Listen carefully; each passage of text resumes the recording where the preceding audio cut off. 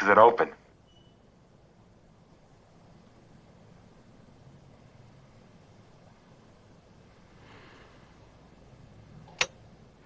That's it. Open it.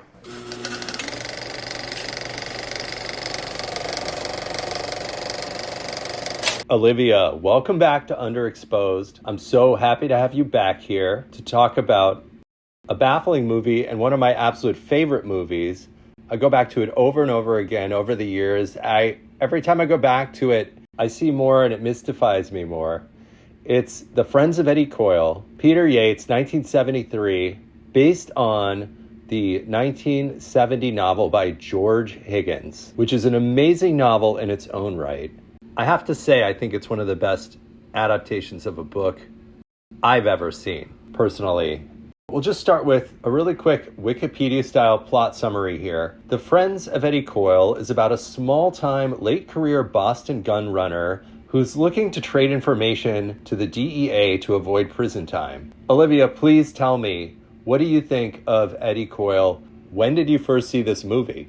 Oh my gosh, I think I saw it maybe 3 years ago.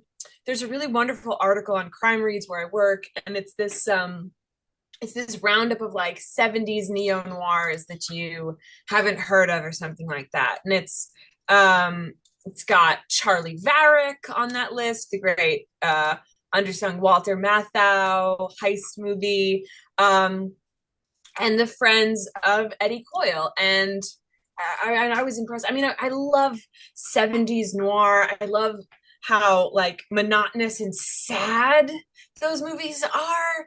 And Eddie Coyle is one of those movies that's just sort of like deeply saturated with a kind of sadness, but it's also like a sadness you can't sort of put your finger. It sort of reminds me of the like the other kind of French neo noir, like Le Cercle Rouge, which is the heist, but it's a heist for sad people. And in rewatching it to prep for today, it is a heist movie properly, but it's not like a flashy, it's not a Guy Ritchie style heist movie. I mean, like the heist is, I mean, I don't want to spoil anything, but like the heists are sort of like very procedural and sometimes they're, when we see a heist work out, we know that the next heist is not going to work out, but like there are those expectations that are sort of wound through it, but the whole thing is sort of permeated with a sense of like routine and familiarity, as opposed to like something high stakes and exciting and never before achieved. I mean, it slowly builds tension and like has you in knots by the end in this like strange sad group of characters who intersect. You find your heart with them in these ways that you could never expect. So I love the Friends of Eddie Coyle. I love that it's called the Friends of Eddie Coyle, because that says a lot about the sort of emotional like bait and switches that you're supposed to have throughout the film. And I'm so excited to be chatting with you today. I remember when you told me that it was one of your favorite movies, that I was so excited, because it's no one's favorite movie, not because it doesn't deserve to be, but because no one's seen it, or no young people have seen it. So it was exciting. You wrote an article that I thought was really great about Scarface, about the two versions of Scarface. And there was the Howard Hawks 1932 version with Paul Mooney. And then, of course, the Brian De Palma version that everybody knows and loves. And that is very glamorized in culture.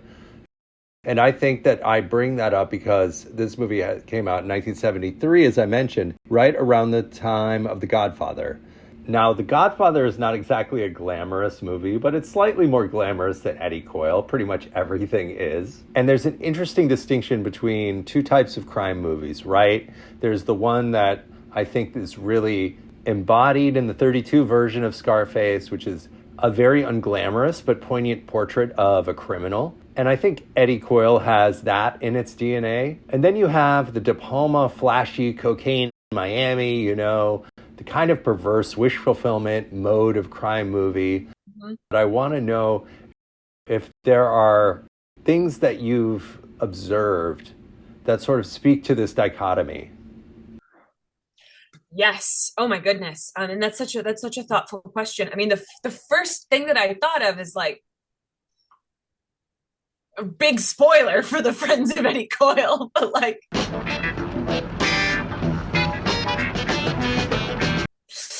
his death scene, like I think there's, in the way that Tony Montana is brought down in both Scarfaces could not be more different. I mean, his death in the first is like, I don't know, it makes sense because it's part and parcel to this sort of career criminal identity. And that's what Eddie Coyle's deal is. Like, he's introduced to us in this capacity as both a career criminal and a snitch and a sort of mastermind of one of the many like one of the film's many sort of like criminal layers. And that he's just like walking toward his doom because that something like this could never ever be pulled off successfully in a way where he could be allowed to have a sort of redemption, like through all of the layers of selling out and being a criminal in the first place. Like he has sort of signed his fate and he's resigned to this like very unromantic, appropriate death. And he gets shot in the head in like this, I mean, it's not even in the heart. Like it's, he's a figure he's a figure we will ultimately have an emotional relationship to, which is very interesting because he is a figure who's presented to us sort of anti-emotionally. He is making decisions based on what is best for him, like rationally. And so he's shot in the head because he doesn't have a heart.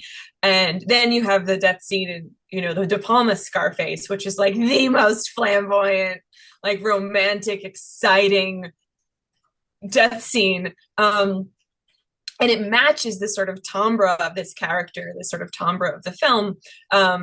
Even though Tony Montana is a career criminal in a different sense, he's a career criminal in a different era of movie, or a different era of history, a different era of movie, different genre of movie. And his fate is sad, but the whole thing is sort of a pageant of like human depravity. It's not the story of, one man's particular life choices providing him with a comeuppance that is like on a granular level sad and understanding. Like when Tony Montana dies, you're like, yeah, this guy should die. But Eddie Coyle is different. It's like, man, if you had made different choices in your life, you could still be with us. You could have had a whole different deal. I don't know why the character is sympathetic, but he's like, a little bit racist, Very racist. But there's just that sense of his powerlessness. And I think that's just kind of it's the kind of movie I feel like watching it this time really had a lot in common with a movie like Fargo, in the sense that it's a really unglamorous look at the life of criminals from a little bit of a remove, where the camera's sort of moving around the chessboard, looking at these different players, and ultimately all the players in this game are basically pawns and totally replaceable. And Mitchum's face is just unbelievable. I mean, he's so, as a performer, he's unbelievable because he has such a stillness and simultaneously such a hulking terrifyingness. I mean, he's like an enormous guy, and he has that, that easily sinister voice, and that like, sparse diction, and this chilling, intimidating presence that is used to such fabulous effect in so many movies, like, Night of the Hunter to Cape Fear. He's just this looming, terrifying, almost like otherworldly looking man with his like strange cheekbones and eyes and his like meaty fingers and his height and his weight. And then in this movie, he's just like this, he's sort of like the king of the pawns. I mean, like to a certain extent, he is, in control of the chess game among his friends, but he's not. He is ultimately the biggest pawn in the film, and he is, he's being sentenced. Ultimately, we know he's doomed. He's the most doomed figure. Like, so from the moment he's on screen in the cafe, you're like, this guy's doomed. And I forget the actor he's talking to in the first scene, but I love that actor. That actor, I believe it is Stephen Keats in the beginning. Yes. He's always showing up in the lime green muscle car all the time. I think he's as great as Mitchum is in the film as Coyle. I gotta say, he He's a real scene stealer, and I would call him like a proto Steve Buscemi of Fargo type of character. I'm sure they did. I mean, they're so literate in so many films of this ilk, and like the sort of like brown colored, or like mid-sized sedan-ness of Fargo, like is ripped from like the aesthetic of Eddie Coyle. And so, yeah, Stephen Keats is his name, and he's great. He's in The Gambler too, with James Caan and Lauren Hutton, and he's memorable in that. It's like the only thing I remember about that movie. No, and like the scene with the two of them in the diner in the beginning is so great, because like Mitchum has this like incredibly measured gravitas, and like you can just sort of hear that he's done this a million times before, and he's a pro, and casting someone who is like a pro in a thespian sense as Mitchum, as this like downtrodden, like sort of ultimate pawn, is so poignant, because you expect him to sort of like strut through the film like with active destruction in his wake, and he causes tons of destruction. I mean, the innocent civilians die because of him, but like it's very different. It's all indirect, it's all passive, it's all accidental. He's not showing up with love and hate on his hands, like ready to kill members of this family and kidnap some children to like make off with money. I mean, he's